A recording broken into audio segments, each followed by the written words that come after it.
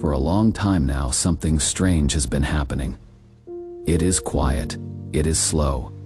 And because it doesn't explode or scream, most people don't notice it at all. But if you look closely, you can feel it. You can feel it in the way cities feel emptier at night. You can feel it in the way men speak less than they used to. You can feel it in the way ambition feels tired. This is not a war. It is not a recession. It is not a collapse that will show up on the evening news. It is something deeper. It is a silent withdrawal. For thousands of years, men moved forward for one primary reason. Not money, not fame, not comfort. Men crossed deserts because of women. Men built empires because of women. Men risked their lives, their sanity, their bodies because of women. The desire to attract, to win, to be chosen was not a side feature of male life. It was the engine. From the moment a boy became aware of himself, he measured his worth through the eyes of women. Am I attractive? Am I strong enough? Am I successful enough? That question shaped everything. But today something has changed. Across the modern world, millions of men are quietly stepping away. Not protesting, not complaining, not begging for attention. Just stopping. They are no longer chasing, no longer performing, no longer trying to prove themselves in a game that feels endless and rigged. And the strangest part, they are not miserable. They are calm. They are not angry. They are indifferent. And indifference is far more dangerous to a system than rebellion. This is the story of how that happens. This is the story of what occurs inside a man when he lives alone long enough. When the noise fades. When the hunger changes. When the chase finally dies.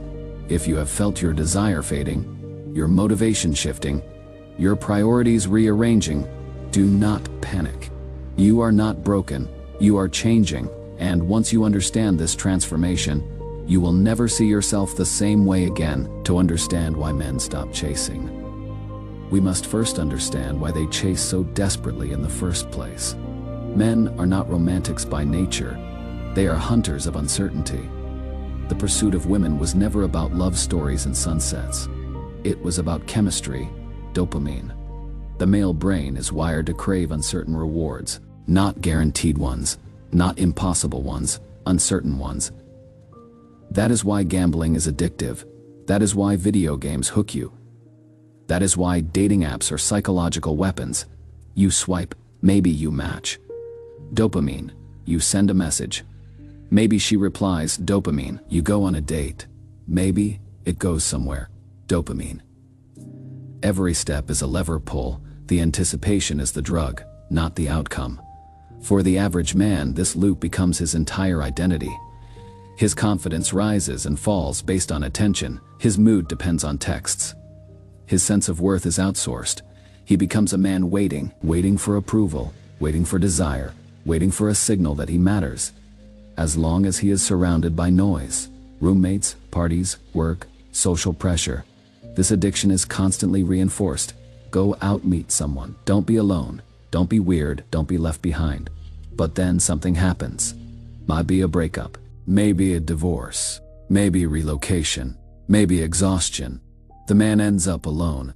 A door closes. The lights turn off. And the silence arrives. This is where most men break. The first weeks of living alone are not peaceful. They are brutal.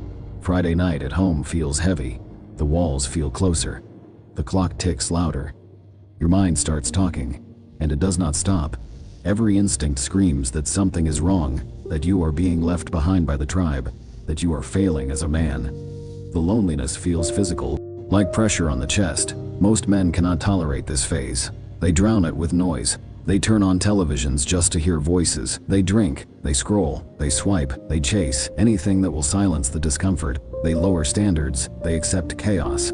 They invite people into their space not because they want them there, but because they are afraid of being alone with themselves. They chase from fear, but a small percentage of men do something else. They stay. They sit in the quiet. They endure the discomfort. They do not run. And this is where the transformation begins. Loneliness, when resisted, is agony. Loneliness, when accepted, becomes something else entirely. After weeks turn into months, something strange happens. The panic fades, the brain adapts, the constant craving for validation weakens, the dopamine spikes calm down. The man realizes something shocking. He is alone, and nothing bad is happening. He is breathing, he is functioning, he is okay. This realization cuts the chase at its knees.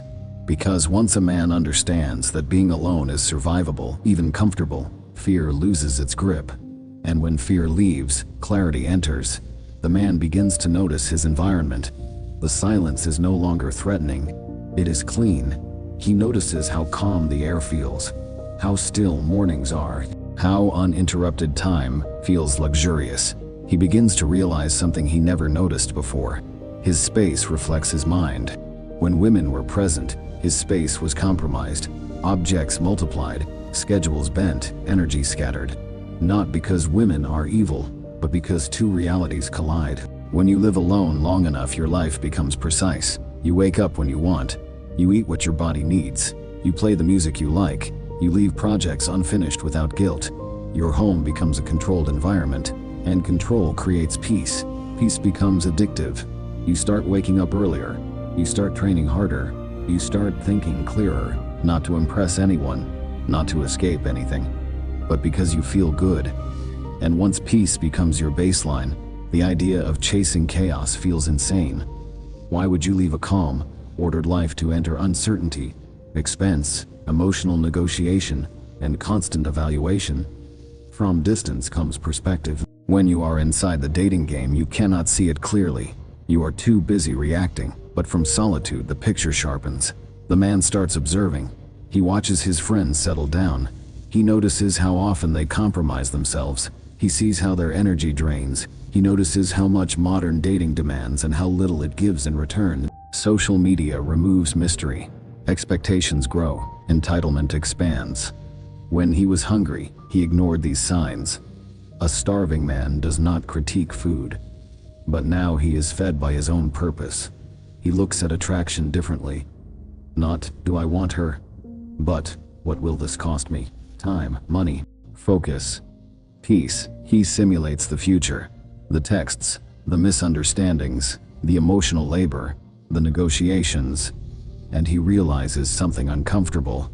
Modern dating is an unbalanced deal. The man brings effort, resources, risk. The woman holds choice, leverage, and validations. This is not bitterness, it is observation. And a man who respects himself stops investing in losing propositions. This is where the resource shift happens. When a man stops chasing, his life suddenly opens. Money stays in his account. Time returns to his weekends. Mental energy frees up. And energy must go somewhere. So it goes inward. He trains his body. He builds his career. He studies. He creates. He enters a positive loop. The more he builds himself, the more confident he becomes. The more confident he becomes, the less he needs external validation. The less he needs validation, the less he chases. This is the paradox. The man who stops chasing becomes the most attractive version of himself. But by then, attraction is no longer his priority. This is the death of the rescuer. For generations, men were conditioned to save women, fix them, support them, absorb their chaos. Movies taught this, stories reinforced it. But solitude kills the illusion. The man realizes he cannot save anyone. He cannot manage someone else's life. He cannot trade his peace for someone else's instability. He adopts a new philosophy. You are responsible for your life. I am responsible for mine. And that boundary changes everything.